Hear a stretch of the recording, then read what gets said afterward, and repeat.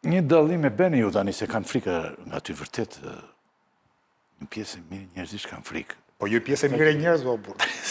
Nuk janë oligarkët shumica në popullatës, po jo oligarkët. Ju bëni dallimin tani mes oligarkëve dhe biznesmenëve. Patjetër.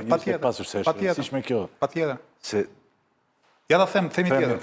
Unë kam takuar privatisht, ja ta them, unë kam takuar privatisht disa biznesmen që kanë çojë përpara industri përpunuese në Shqipëri. Kam biseduar me ta, kam shpjeguar programin e lëvizjes bashkë dhe nuk e kanë fare problem biznesin e ndershëm. Përkundër, ne duam ta inkurajojmë biznesin e ndershëm dhe produktiv. Oligarkia është një formë parazitare, jo vetëm e pandershme dhe korruptive, po edhe parazitare e elitës ekonomike. Domethënë, lufta ndaj oligarkisë do të ishte një luftë e gjithanshme. Edhe një njeri që beson në parimet më të kulluara të tregut do ishte kundërshtar i paepur i oligarkisë. Problemi në politikën shqiptare që vetëm lëvizja bashkë ka kurajën për ta denoncuar oligarkinë dhe këtë nuk e bëjnë vetëm për arsye ideologjike. Se ta thash, nga pikpamja ideologjike, edhe njeri që i përket qendrës djathtë do ishte kundër oligarkisë, do ishte pro një tregu të lirë, vërtet lirë dhe konkurrues. Shumë njerëz Arlind tonë që pëlqejnë partinë tuaj, po pastaj thonë në një pjesë tonë kemi frikë tonë se duket si komunist. Unë e kam dhënë një këtë përgjigje që komunistë. Po do t'ja japësh prapë se popullata duhet ta dëgjojë gjithmonë se propaganda vazhdon. Propaganda vazhdon. Mirë tani, shiko, ki parasysh diçka që akuza për komunizëm është aq e gjithë përdorur saqë e ka humbur çfarë lloj kuptimi. Po ta marrim edhe ky që ke në krah të djathtë, të pëlqen pak edhe për këtë arsye. Se pëlqen ky këtë të marrë shembull. Majtën e tanishme. Donald Trumpi, një kandidate... Dhe pëlqen pak edhe, më duket mua. S'kan frikun as nga komunistët, po këtu po të përgjigjet Arlindi, jo. Ta mbaroj.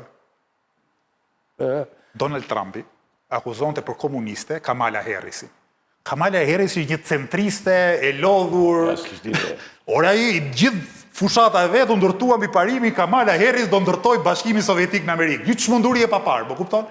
Pra, këtu akuza për komunist.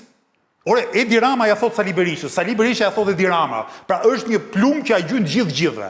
Dhe unë, me që jam një qiki fushës që i studioj idetë politike, do t'ua them sërish edhe ta dëgjojnë edhe teleshikuesit tanë edhe të binden. Komunizmi si ide politike, si frym për të transformuar shoqëritë, ka lindur në rrugët e Parisit në 1848 dhe ka vdekur në rrugët e Berlinit në 1989. Sot, as Republika Popullore e Kinës, që formalisht është një shtet socialist, nuk është shtet socialist, lere më komunist. Sot edhe Korea e Veriut ka investimet tuaja brenda. Më kupton? Pra nuk është më në horizont, është një akuzë komplet jo historike. Sigurisht që mund të bëjmë debate, por pas 200-300 vjetësh çfarë mund ndodh, por këto janë komplet të panevojshme dhe tërësisht spekulative. Sot nuk ka asnjë forcë politike serioze në botë, po them forcë politike serioze, jo forcë që merr 0,001% dhe këndon këngë për Mao Tse-dunin, se kështu ka gjithandej nëpër Perëndim. Por nuk ka asnjë forcë politike minimalisht serioze në botën e zhvilluar që mund ta quash forcë politike komuniste. Po pak ekstrem të majt. Jo, modeli ynë, po them. Te modeli i kontrollit të shtetit në tregun privat edhe tek jeta e individit. Pa fare, ne respektojmë jetën e individit. Te mënyra e taktë. Jo, nuk e respekton në momentin që i mban gjysmën e pagës taks, nuk e respekton as pak.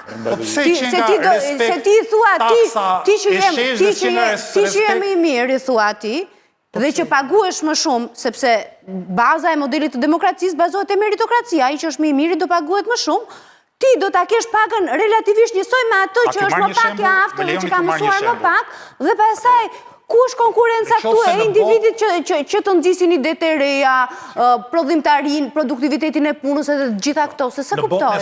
Në botën e sotme mund të ketë një 60-70 vende që meritojnë quhen demokratike. Plus minus, 60-70 vende. Nga këto vende kam përshtypjen pothuajse asnjë nuk ka modelin e taksës sheshtë. Taksa e sheshtë është vetëm për vende periferike. Jo, ka gjithë rajonin, fakt, edhe të konkuron shumë mirë të gjitha.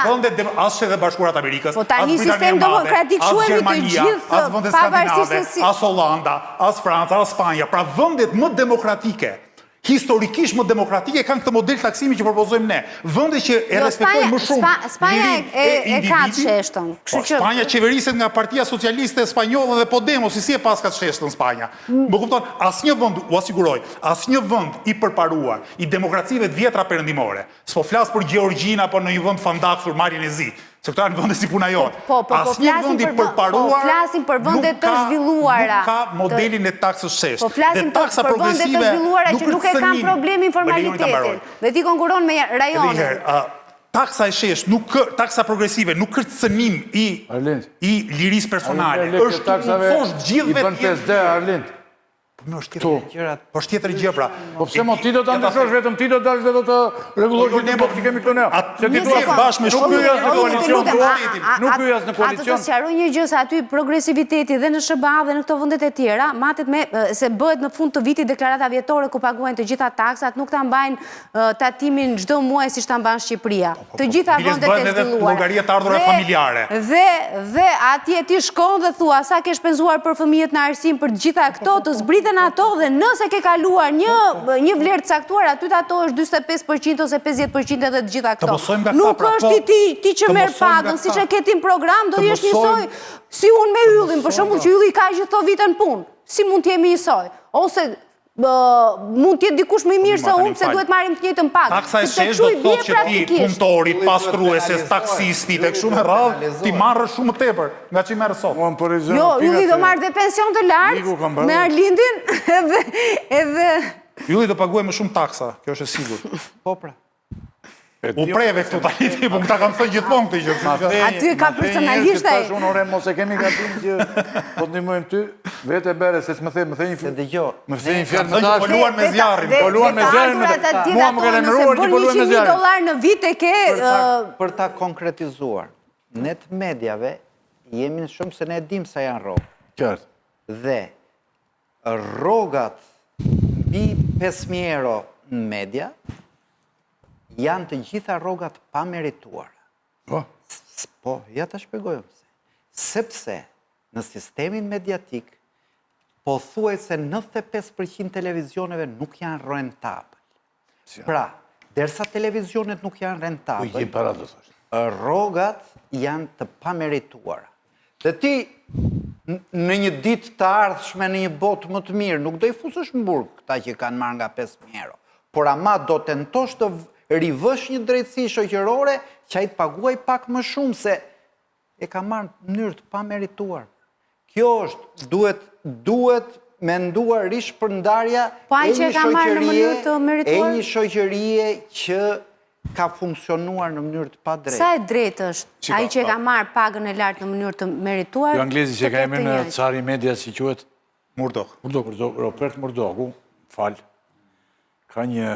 ka pushtuar botën duke ndihmuar Margaret Thatcherin e cila i dha ati koncesione politike.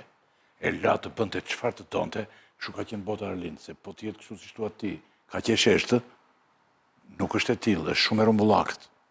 Dhe rumbullakosja është gjithandej. Bushati thotë vërtet i kështu është, më po. Tani ti ke bërë një ligj për median, ç'do të bësh ti këtyre, se mediat ky është dorëzuar në dorë të 4-5 vetave që janë dhe ata oligarkë më vete. Media televizive ke parë, si do të ndryshosh tjetë? Do të mbyllësh televizionet? Jo, nuk e mbyll. Po çfarë do bësh? Është rregulla më të bëjnë rentabël, të justifikojnë ekzistencën e tyre ekonomikisht. Po edhe në botë nuk e shikon dot televizion. Mos jetë një njeri pronar i një media dhe i 10 kompanive ndërtimit pastaj. Të ketë rregulla, të ketë rregulla, të jenë institucionet që jetojnë me këmbët e tyre. Se di tani, mos merr një frekuencë që të marrësh 15 leje ndërtimi. O e do frekuencën, ose do frekuencën. S'merr njëri frekuencë, fare pëse. Po atëre. Byllën frekuencat, po... E shikon, s'ke nevojë të mbyllësh. Se po ky do viti mbyllo? Jo, s'ke nevojë të mbyllësh. Mjafton të zbatosh. Po të gjithë e din këtë, po të gjithë nuk ta pranojnë tani.